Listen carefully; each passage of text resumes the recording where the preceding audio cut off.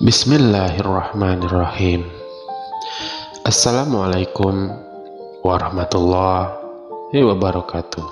Segala puji beserta syukur marilah kita panjatkan kepada Allah Subhanahu wa Ta'ala yang telah memberikan kita beribu-ribu nikmat hingga hari ini.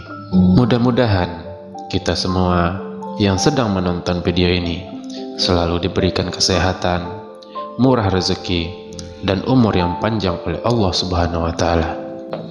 Tidak lupa pula, marilah kita kirimkan sholawat dan salam kepada baginda Nabi Muhammad Sallallahu Alaihi Wasallam dengan mengucapkan Allahumma sholli ala Sayyidina Muhammad wa ala ali Sayyidina Muhammad. Semoga kita semua mendapatkan syafaat dan mendapatkan petunjuk hingga hari kiamat nanti. Amin ya Rabbal Alamin.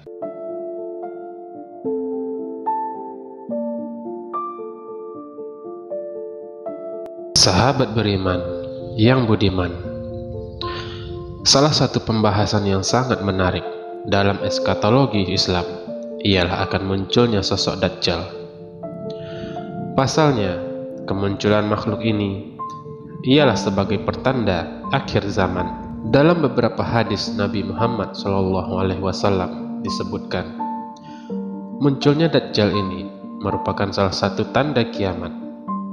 Hadis-hadis Rasulullah Shallallahu Alaihi Wasallam banyak menerangkan tentang makhluk yang diilustrasikan sebagai makhluk yang mengerikan.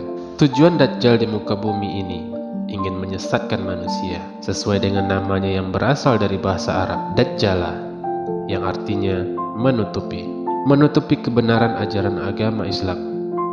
Ada juga yang berpendapat menutupi di sini yang berarti mata yang tertutup sebelah. Meski demikian, di akhir zaman banyak sekali para pengikut Dajjal.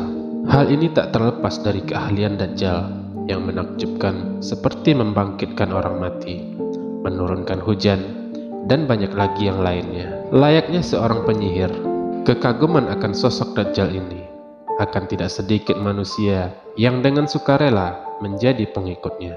Lantas siapa saja golongan yang akan menjadi pengikut Dajjal kelak? Golongan pertama ialah orang-orang Yahudi.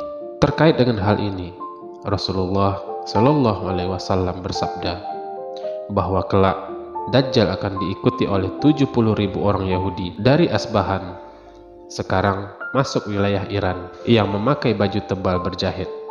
Hadis riwayat Muslim.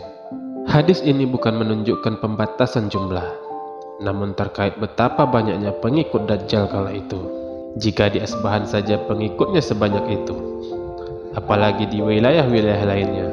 Terlebih, Dajjal diberikan kemampuan luar biasa untuk berkeliling dunia dalam waktu yang super cepat. Penyebutan orang Yahudi dikaitkan dengan Dajjal sangatlah menarik bila umat Islam mau menarik benang merah antara kejadian-kejadian di dunia sekarang ini hingga akhir zaman. Kerusakan-kerusakan yang didalangi orang-orang Yahudi sepanjang zaman kelak akan bertemu dengan muara kerusakan yang dibawa Dajjal. Bisa jadi mereka telah menyiapkan secara matang kedatangan sosok Dajjal. Dan golongan kedua yang akan menjadi pengikut Dajjal adalah kelompok-kelompok penyempal atau Khawarij. Menurut riwayat Ibnu Majah, Rasulullah bersabda bahwa akan tumbuh pemuda yang fasih membaca Al-Quran, akan tetapi hanya sampai kerongkongan. Setiap kali sekelompok dari mereka muncul, maka pantas dihancurkan. Kemunculnya lebih dari 20 kali hingga sampai kedatangan Dajjal. Dari hadis tersebut bisa ditarik kesimpulan bahwa salah satu pengikut Dajjal adalah Khawarij. Sebuah gambaran umum bagi orang-orang yang dungu, tidak mengetahui dengan baik ajaran-ajaran Islam yang benar, memahami Islam dari lahiriah saja, gampang mengkafirkan orang tanpa dasar ilmu, dan lain sebagainya yang menggambarkan kepandiran mereka. Orang seperti ini kelak akan menjadi pengikut setia Dajjal. Dan golongan yang ketiga adalah para wanita. Kelak di akhir zaman, berdasarkan riwayat Ahmad, kebanyakan yang terpengaruh dengan fitnah Dajjal adalah para wanita. Sampai-sampai ada seseorang yang mengikat istri, ibu, putri, dan saudara perempuannya agar tidak keluar rumah, karena mereka takut akan termakan fitnah Dajjal yang sangat menyesatkan. Hadis ini sama sekali bukan bermaksud merendahkan kaum wanita. Banyak di kalangan wanita yang mengikuti Dajjal karena gampang tergoda dengan syahwat dunia dan tidak begitu mengedepankan akalnya sebagaimana laki-laki. Sementara itu, fitnah Dajjal yang begitu menggoda di saat kondisi dunia kala itu begitu memprihatinkan. Misalnya api diperlihatkan menjadi air, sebaliknya air diperlihatkan menjadi api, dan berbagai fitnah lainnya sangat sulit dilawan jika tidak dibentengi dengan keimanan yang kuat kepada Allah Subhanahu wa Ta'ala.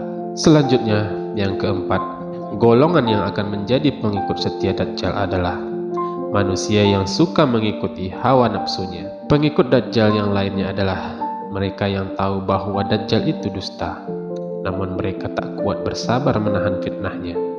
Akibatnya termakan juga oleh fitnah Dajjal. Abu Nuaim meriwayatkan dari Ubaid bin Umar bahwa ketika Dajjal keluar, salah satu yang mengikutinya adalah orang-orang yang mengetahui bahwa Dajjal adalah kafir, tapi mereka tetap ikut karena ingin memakan makanannya serta kebutuhan lainnya. Ketika murka Allah turun, maka mereka juga terkena imbasnya.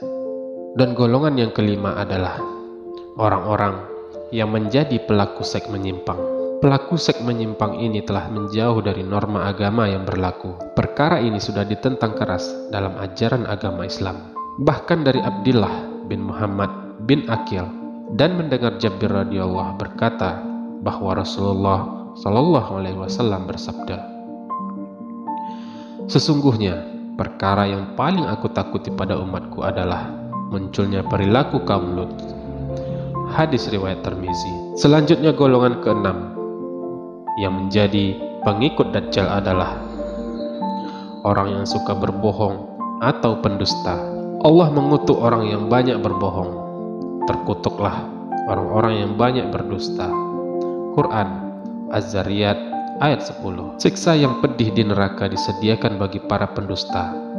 Dalam hati mereka ada penyakit, lalu ditambah Allah penyakitnya, dan bagi mereka siksa yang pedih disebabkan mereka berdusta.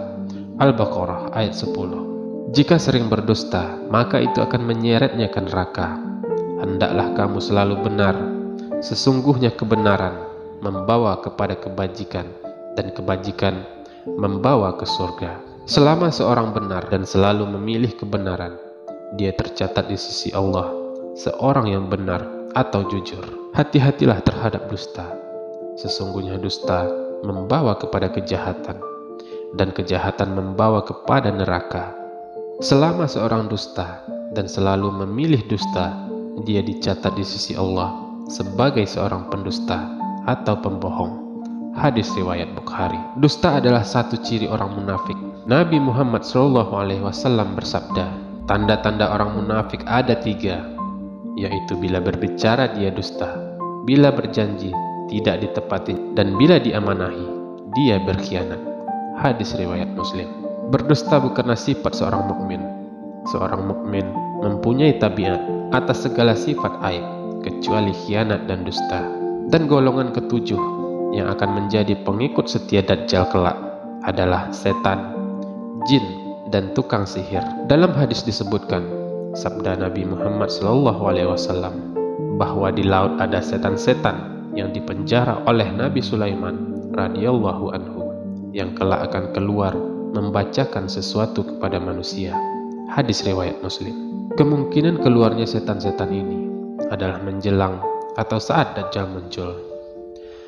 Dalam sebagian riwayat disebutkan bahwa kelak setan-setan akan berjalan di bagian depan Dajjal dan menyerukan fitnahnya di berbagai negeri dan kota yang dimasuki Dajjal. Berdasarkan penelitian Dr. Mubayyad, di sebagian riwayat ada yang menunjukkan bahwa tukang sihir, dukun, dan semacamnya kelak akan menjadi pengikut Dajjal. Mereka berjalan di depan Dajjal dengan kebohongan dan kedustaan yang dibuat-buat untuk menyebarkan fitnah Dajjal.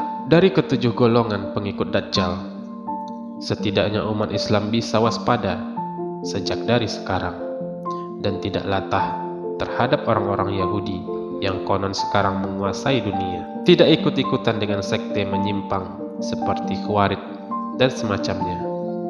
Bagi kaum wanita juga hendaklah lebih mempersiapkan diri dari berbagai fitnah yang bisa menggelincir, atau bagi orang tua menjaga pendidikan terutama anak putrinya dengan baik agar tak gampang termakan fitnah Dajjal. Demikian juga menjauhkan diri dari langkah-langkah setan, tukang sihir, dan hawa nafsu. Sahabat beriman yang budiman, dalam menghadapi kemunculan Dajjal dan pengikut-pengikutnya, sangat penting bagi kita sebagai umat muslim untuk memperkuat iman kepada Allah Subhanahu wa Ta'ala dan menghindari godaan-godaan dunia. Kita harus senantiasa membaca Al-Quran, mempelajari sunnah Rasulullah, dan berpegang teguh pada ajaran-ajaran Islam. Kita juga harus senantiasa meningkatkan ketakwaan kita dan mengingat bahwa akhirat adalah tujuan utama hidup kita. Dengan melakukan hal-hal tersebut, insya Allah kita akan menjadi lebih kuat untuk menghadapi godaan Dajjal dan pengikut-pengikutnya. Semoga Allah Subhanahu wa Ta'ala senantiasa memberikan kita kekuatan dan kebijaksanaan untuk menghadapi ujian dari Dajjal dan pengikut-pengikutnya. Assalamualaikum warahmatullahi wabarakatuh.